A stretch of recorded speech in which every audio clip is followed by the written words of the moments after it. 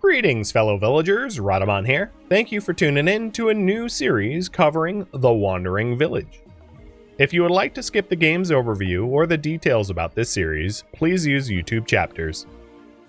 The Wandering Village is a city-building simulation game on the back of a giant wandering creature, Onbu. Build your settlement and form a symbiotic relationship with the Colossus. The game also incorporates Twitch integration, which I'll be using, and villagers will be automatically named after you all live viewers, and you will also have the opportunity, once the technology is unlocked, to decide the direction that the Wandering Giant takes as we traversed the wastelands. I'll be playing on normal difficulty in story mode, so let's get that going. Story mode. So there's a challenge mode where you have to survive 1,000 kilometers. There's sandbox mode and story mode. We'll be doing story mode, and I'm going to be playing on normal difficulty, but this series will be a tutorial. I'll be explaining as I go so that you can understand how to play. And I am going to be using the Perchta skin just because I like it, but I'm not going to rename the creature Onbu as Onbu. But this is how Onbu normally looks. This is the Indigon, and this is the Perchta. And I'll be doing Perchta because I kind of like the look.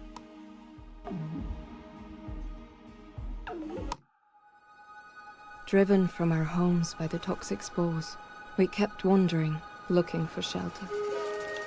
But not in our wildest dreams did we imagine what we would find.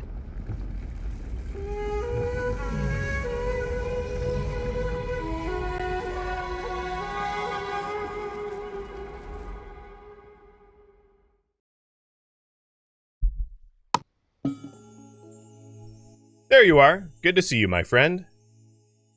So this is one of the elders. And this is the other elder.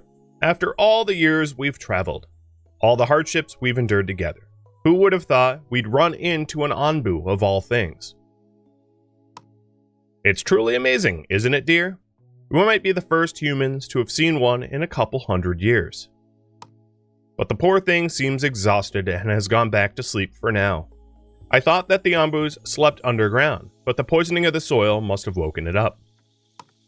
I wonder if it can be even to sustain itself up here on the surface, but if we take care of it, it might take care of us in turn.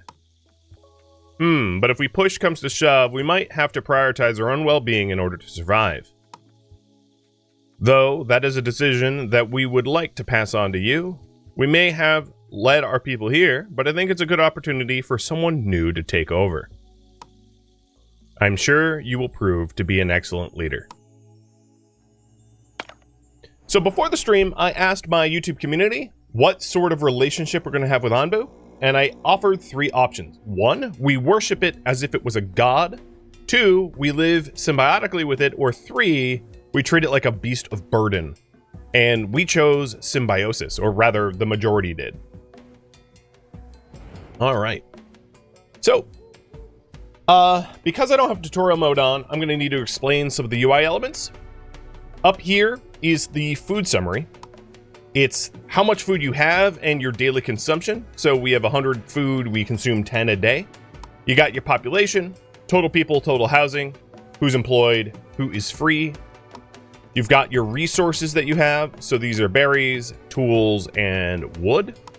Happiness, which is a summary of food quality, housing quality, food variety, decoration, and whether people are homeless or not, plus some other bonus ones. So this bonus one, for instance, is for the next day and 6 hours, which we have like a bonus to happiness because we are starting anew.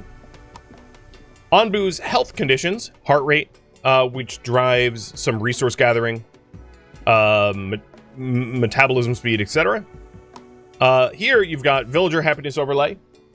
These are new UI overlays since I last played. It used to be over here, which is an overview of villager happiness, which also includes whether you're going to get immigration or not, because villagers only will immigrate to your Onbu if they are happy and their needs are satisfied. You have Onbu's health and overview, and then you have the world view. So if we go to the world view, here we are in the jungle.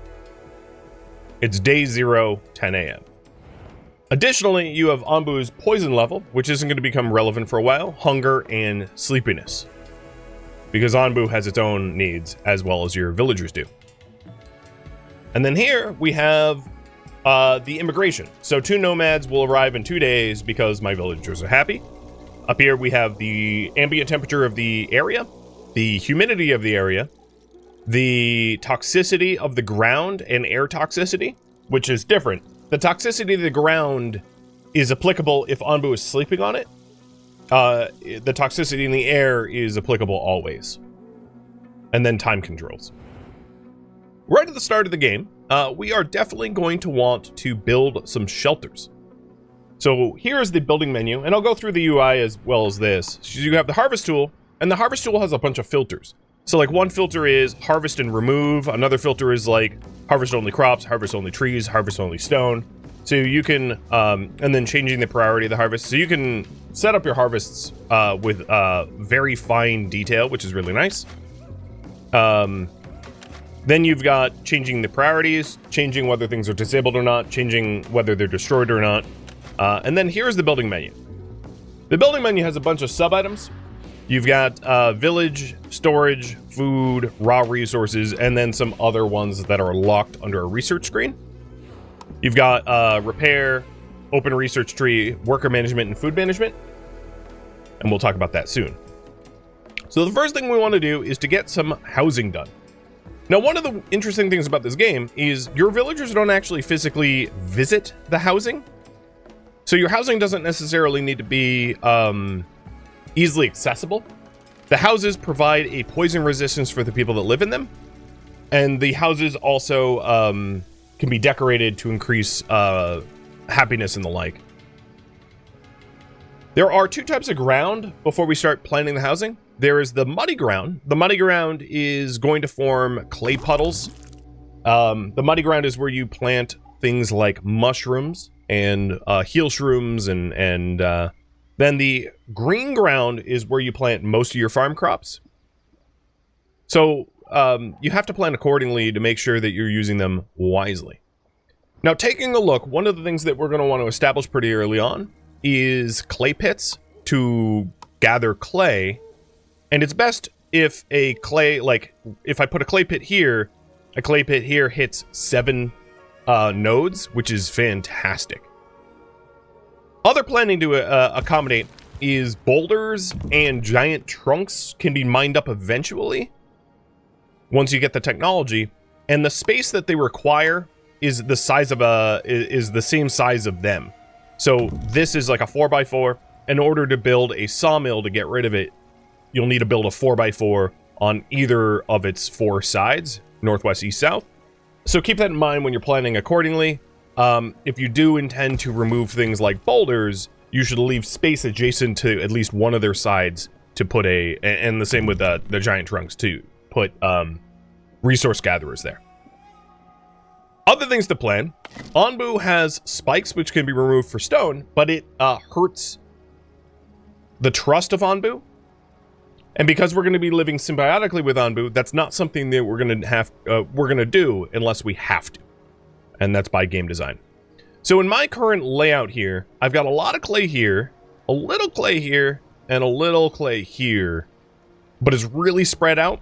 But 2 of the clay pits are adjacent to one another here. So I think if I have my industrial center around here, which is kind of unfortunate because there's Onbu spikes, but my industrial center somewhere around here, I can start to put the villages like over here or something. So that's sort of the plan. I'm trying to plan like how to build outwards. So let's get that going. So we've got 10 people and it's 5 per tent. So we're going to want 5 tents to start, probably 6 tents because we're going to get population growth pretty quickly. But there's 5. And then we're also going to need to cut down some trees. So I'm going to hit C as in Charlie and click some of the trees around here. And then additionally, I'm going to go to the priority window and raise the priority for these houses to the highest priority. So if there is material for the houses, we build the houses. Dagonite, thank you for the cheer. And Dot Kenko for the resub. And Dolio, and Op for the gifted subs. Dolio for the resub. Cheers. Now, another thing we want to do pretty early on is set up a berry gatherer. So the way the berry bushes work in this game is you can harvest berry bushes for seeds and then replant them around the berry gatherer. Berries are a very important source of food. The reason for it is, unlike farmed crops, berries don't require water, and they're very temperature tolerant. So they tolerate most of the swings of temperature, whereas most of the crops don't. So, for instance, beets are cold crops, but they can't tolerate hot temperatures, or, you know, and the inverse is true of other crops as well. So, setting up your berry gatherers pretty early on is really important. The other thing is you can totally move your berries wherever you want them. So, like, for instance, I could put a berry gatherer here and then just relocate most of the berries on the map to this spot if I wanted to. Because down here is, like, kind of far away from where I'm likely to be farming, but it's not terrible. We could do it here. So let's see. Maybe I'll put a berry gatherer here, but I'm not going to prioritize the berry gatherer because it's not an important building early on.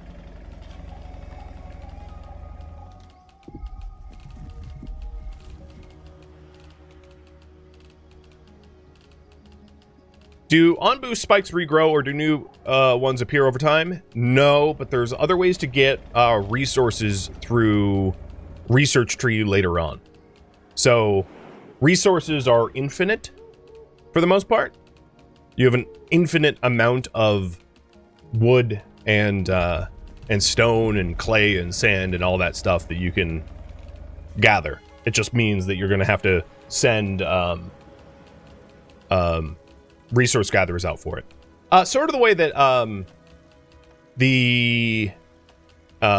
another game that I played somewhat recently, Airborne Empire, works. Airborne Empire and Airborne Kingdom is a game kind of like this one in that regard.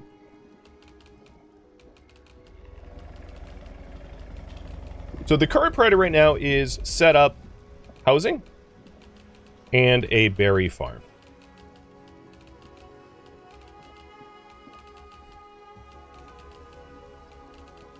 And these people should probably be named after you. Maybe. Maybe not. Oh yeah, definitely. There's some Twitch viewers in there. Absolutely. Awesome. I'm happy about that the integration worked. Alright. After we get the berry farm and the berry gatherer, setting up a road between them would be wise, because travel time is important. I think what I'd like to do, initially early on, set up the berry gatherer here, but I might not keep it there for very long, because that's pretty far flung from my pop center. Let's also... I'll be tinkering with the volume a bit. If it's too loud or too soft, just let me know. I can never get it right. I'm also going to want to build a 6th house, but I'll have it be priority higher, not highest. And that's for the nomads that are coming in.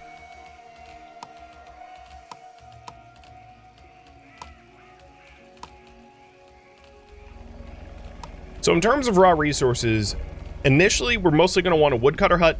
Woodcutters cut down trees more efficiently than villagers do.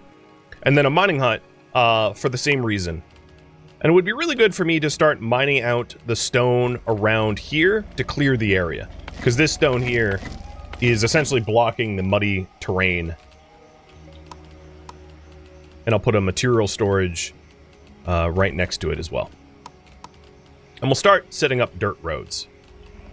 Now, as I said before, your houses don't actually get visited by your people, so you don't really need to have roads to them.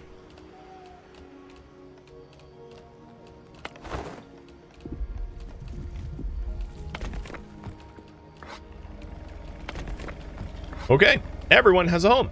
So if we open up the top population, total people, total housing, 10 and 10. And the happiness has gone up to 8 as a result of that change. Now, in order to build a research building, we are going to need stone and clay. So I'm going to set up the clay gather camp. I'm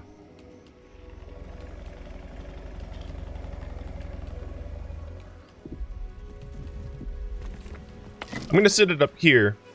and prioritize harvesting this rock with villagers high so that we can gain access to this clay quickly. And it's also good to take a look at the desire path that people are making. So like this villager, for instance, has a desire path to get over to the clay node, and mimicking it for a road system would be helpful.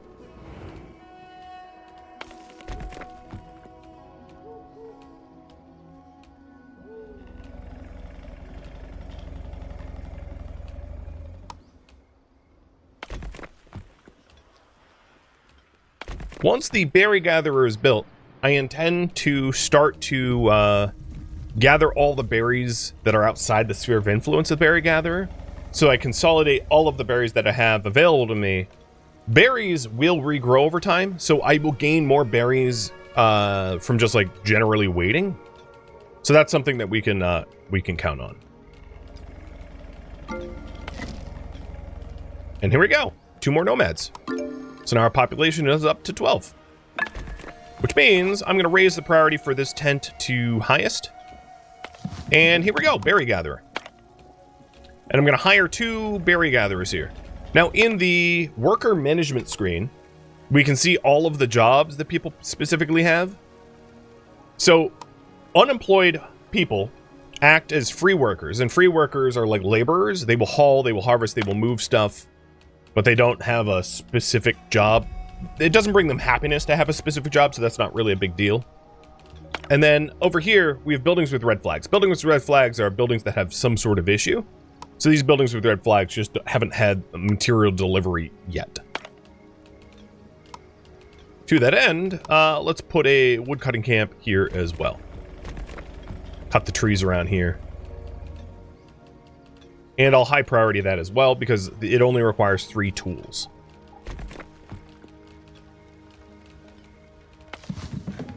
All right. Now we have 2 berry gatherers. And they're going to automatically gather the berries within the sphere of influence of the berry gatherer.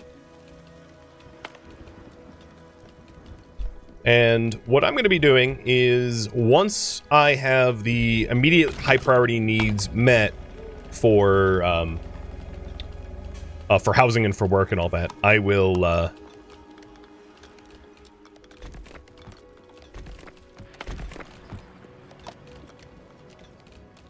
I'll start gathering up the crops around the map. Another thing I can do is harvest and remove clay deposits. Well, I don't really need to remove it this time. Clay deposits will regenerate over time with rain. So I'll harvest this clay deposit manually so that we get a research center sooner. And now we have 4 employed workers, because 2 of them are woodcutters, and 2 of them are berry gatherers. And really early on, berries are going to be your only source of food, so it's best not to neglect them.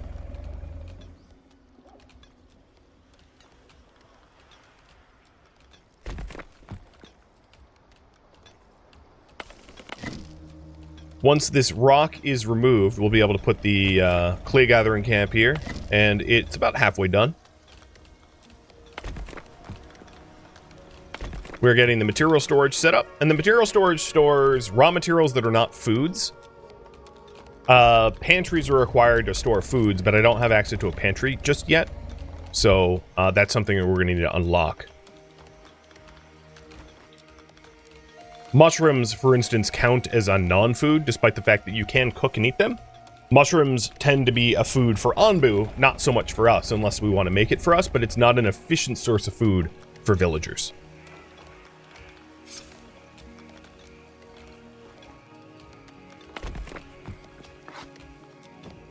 So at this point, I'm building the next tent that we're going to need for more nomads to join us. And then once we have the road system and the clay gathering camp in, and the mining camp, we can start collecting berries. So I'll add to the priority. We have set up housing in a berry farm. We want to set up mining, clay gathering, and then research.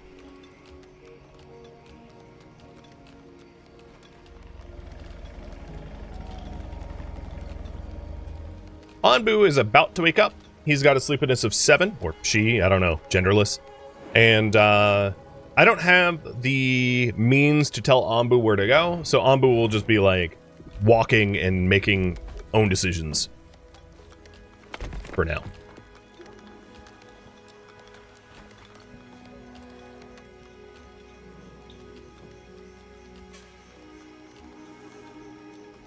My berry gatherers have almost collected all of the wild berries, or all of the, let's call it domesticated berries. So what we're going to do is go to the harvest tool, or C, click harvest and remove, and then filter harvest crops. And you'll see 2 little balloons pop up, and those balloons indicate that we are going to be taking the berries and then removing the bush for seeds. And the reason for this is so that we can replant all of those berries around the gatherer to put them all in one spot. I'm going to leave alone this grouping though, because I might put another berry gatherer over here at some point. Although I would probably say putting your berry gatherers together make the most sense. So maybe I will actually remove these bad boys. And here we go. Onbu is on the move.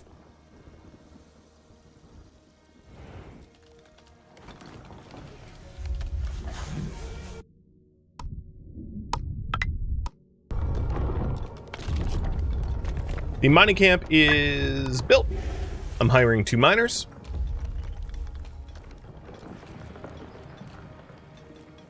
And then once the road gets built and the clay camp gets built, and I'll prioritize the road and the clay camp higher than the berry gathering, then we'll try to collect all the wild berries and put them within the berry gatherers region. Because as you can see, these berry gatherers are idle. As they are idle, I'm going to temporarily furlough them and put them back as normal nomads, or normal laborers, so they can start gathering the seeds from these other berry bushes. Hey, Puig, thank you for the resub.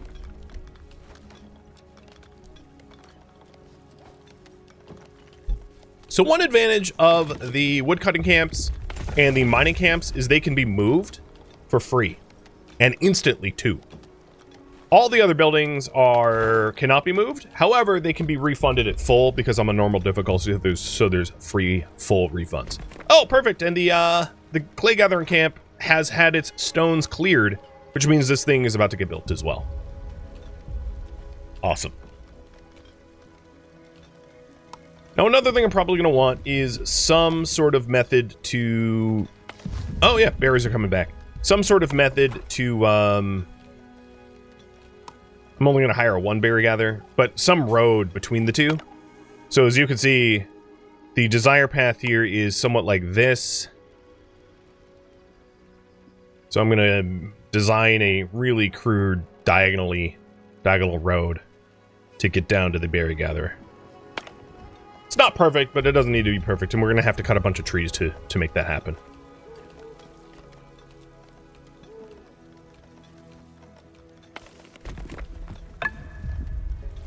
There we go.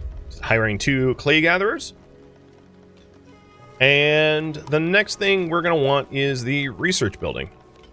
I'm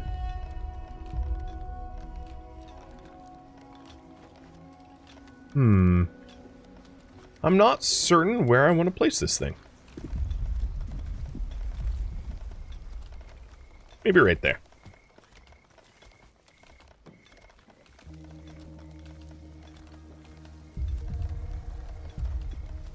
Current priority is build research. And for that, we're going to need clay. So we need to collect the clay here. It would also be wise for me to put another material storage.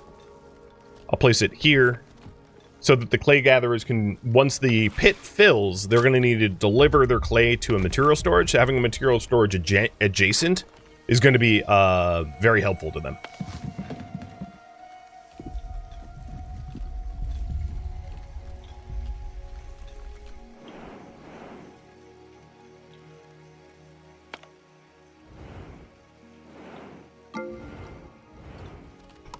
All right, more nomads. Let's build house number 8.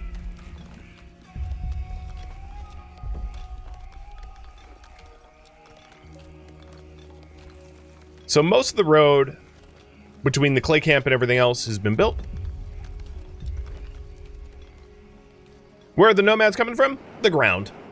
They're coming from the surrounding areas. Basically, an Onbu is so massive that everyone can see it from a great distance. So you have people leaving their sort of like tribal encampments to immigrate to the Onbu. That's sort of the way it treats it in game lore.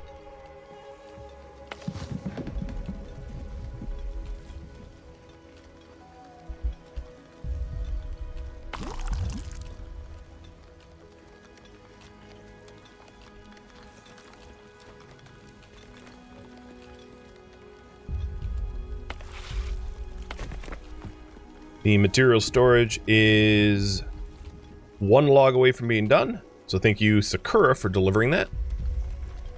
Oh, here's offer. Moving clay to the storage. So here you can see offer grabbing the clay from the clay gathering camp to probably deliver to the research building. So anyone that doesn't have a job is like a hauler, a builder, general harvester, etc. Yes, this is a giant walking landmass. Now, the advantage of living on one of these things, and we'll get into that in game lore a little bit more, so this is a little spoiler, telling you ahead of time. But essentially, humanity advanced itself by essentially exploiting the Onbus to bring about an era of prosperity, but they were exploiting the Onbus to the point where the Onbus basically nearly went extinct. They went rampaging, destroying humanity, and then nearly got extinct. So Onbus are sort of like a creature of legend, and in the intro, with the two elders talking to one another, they did mention that they might be the first people to see an Onbu in like a few hundred years, which indicates that this is like post-apocalyptic, where humanity got nearly wiped out from their hubris and exploitation of Onbus. So that's sort of the game lore, more or less, and why an Onbu is so special, because they bring about immense prosperity, and they're, you know, rare and legendary. All right, so there's the extra house. The research building just needs 2 more clay delivered. I think Jacqueline is grabbing the last clay. And then we'll have our research building. So this is what happens when a clay pit is exhausted. Depending on your humidity, which is up here, and right now we're in the jungle, so it's pretty humid, it will replenish over time.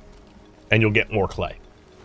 So as long as you don't remove the pit, these regenerate. And the only reason to remove the pit is if you need the space for something else. And the road systems between us and the berry gatherer are getting built. Now, some of the roads are going to be skipped because there are trees in the way and they need to get cut down, but eventually those trees will be cut.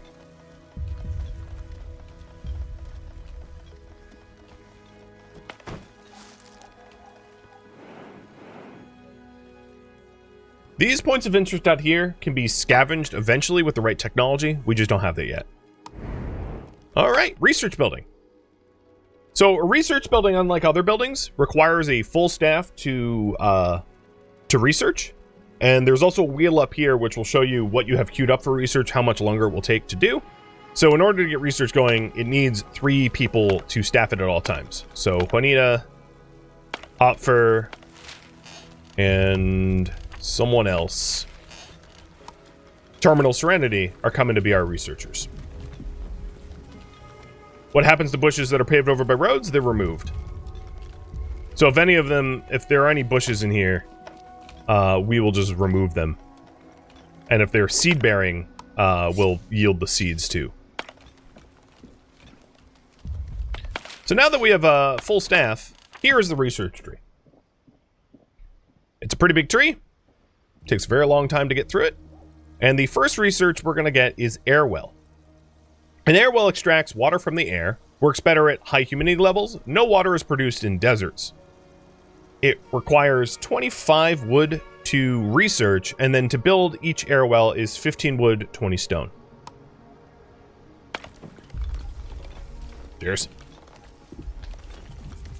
So what will end up happening is I can actually furlough my researchers for now until I have the wood acquired.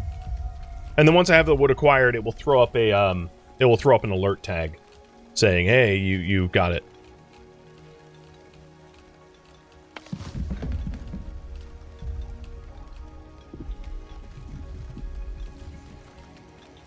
And up here, you can mouse over. I have 84% of the materials I need for the airwell. So it's just telling me. Which makes it real easy. Now, over time, there will be random crops growing on Onbu's back. So this is an instance where, because we're in a humid environment, mushrooms have popped up in the dirt zones. And all of the required materials have been acquired. Hence, the research building not fully staffed. So now I'm hiring people back. Might not be the same subset of people, but hiring people back in order to start the airwell research. All right, current priority is research airwell. Now, as far as the research tree goes, after airwell, we have water tank and farm.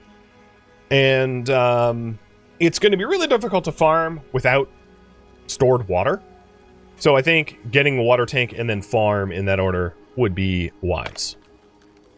And farming will offer us a new source of food so that our happiness will go up as a result of food variety.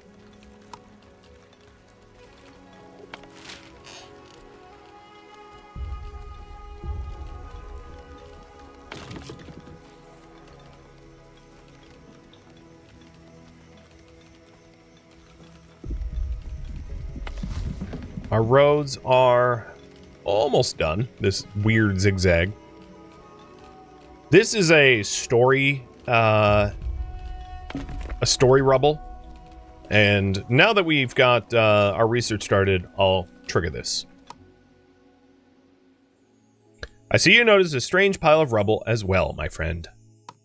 There seems to be something buried there. It's hard to tell what that is right now, but we might be able to learn more if we dig it up. I don't know about this. Maybe it was buried for a reason. Come on, dear. Aren't you at least bit curious? Who knows? It might be something that could really benefit us.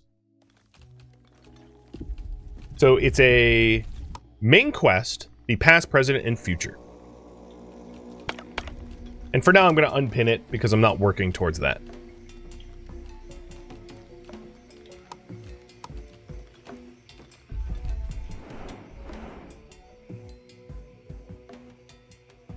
You'll also see weather systems out in the world. Not all of them are nice. So this is a rain cloud that if it passed over us, it would raise our humidity levels, helping to refill our clay pits and gather water from the airwell faster, etc., etc. But sometimes they're dangerous. You know, thunderstorms, which will do damage to fragile buildings, or sandstorms, or toxic spore storms, etc., etc.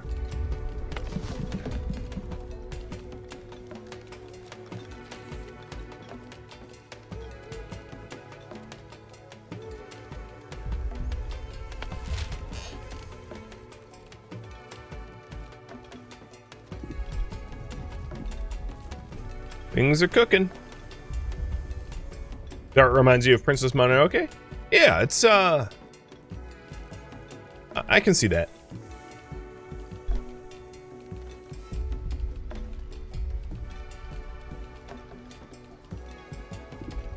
A little bit, at least. All right, there we go. More nomads. Now that we have found over 15 villagers, their needs are raising up. So this is a mechanic where you have to keep your villagers happy in order to attract more immigrants. And then also, if you don't meet their minimum needs, which currently it's 0, but let's say if it was like 9 and their happiness was 8, you would be dealing with revolts. You would be dealing with social upheaval. So there's that at play as well. All right, we just researched Airwell. The next research that we're going to want to queue up is So I have all the materials I need for the farm right now, so I'm going to research farm, but I don't intend to build farms until we have air wells and water tanks, because you can't plant crops other than the berries without water. So the current priority right now is build an air well array, or farms, or whatever you want to call it. So what you want to do is you want to collect water where it's going to be used, which primarily it's used in farming. Which means I'm going to want to build a bunch of air wells where I want my farms. And seeing that this is a great vast area of green, I'll probably build the farms around here, meaning I want to collect the water around here.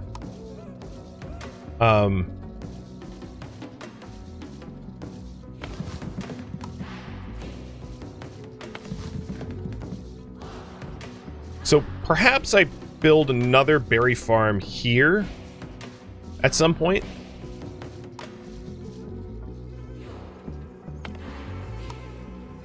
Like that. So we'll have 2 berry farms adjacent to one another. Now, berry farms don't require water, so I don't need to put the air wells near them. We might be getting to a point where my zigzaggy roads are going to have to change to, like, straight lines. So I think what I'll do, and I know this sounds crazy already, but I am going to deconstruct the old roads to build a straight road, which will make it a lot easier to have air well set up properly.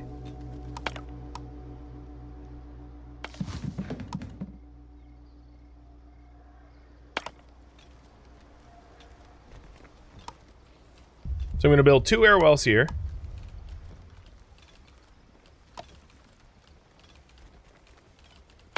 And I'm just going to cancel this for now, because I don't need another berry gatherer for a while. I'm going to set my air wells up here, and then I'll have water storage here, just outside the sphere of influence of the berry gatherer, so the berry gatherer doesn't have its area encroached.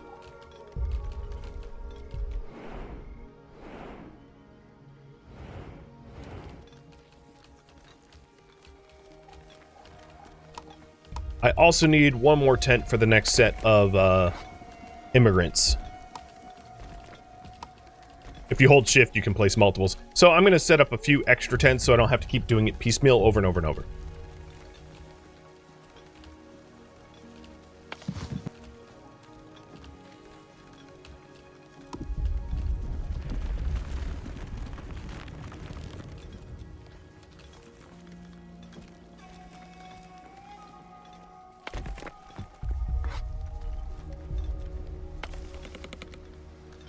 And I really want at least one air well up immediately so that we can start collecting water to unlock farms.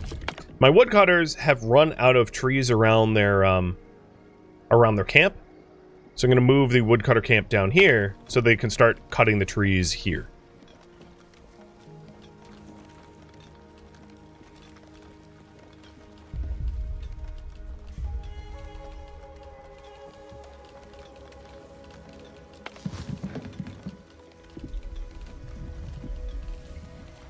I could also potentially furlough the miners, because I have a lot of stone right now. 65. So I'm going to shut this down, or you can also hit F, so that they can help with cutting down the trees as well. Building the road down to the farm area.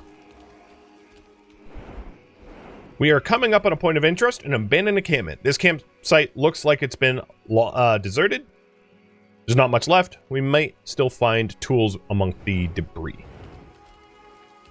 And tools are very important resources for you to hold on to, because not only are they required to build things like mining camps, clay camps, etc., but they are also the items that you need to be able to upgrade those things as well. All right, we just researched farm, and I don't think it would be necessarily a bad idea for us to, knowing we're going to need to get water tank before we start building farms, to get hornblower and pantry. So I'm going to research pantry first, so that we can actually store our berries in one center point, because your villagers will take a break from working in order to go eat.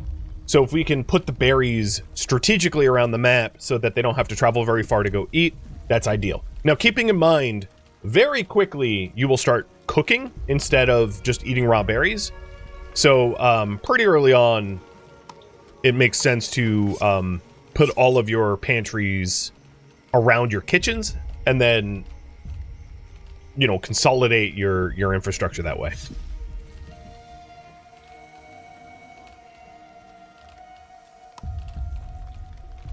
And we searched the abandoned camp for 3 tools. So we have 9 tools, plus the tools in this mining camp, the tools in the clay camp, the tools in the woodcutter camp. Because those count as well.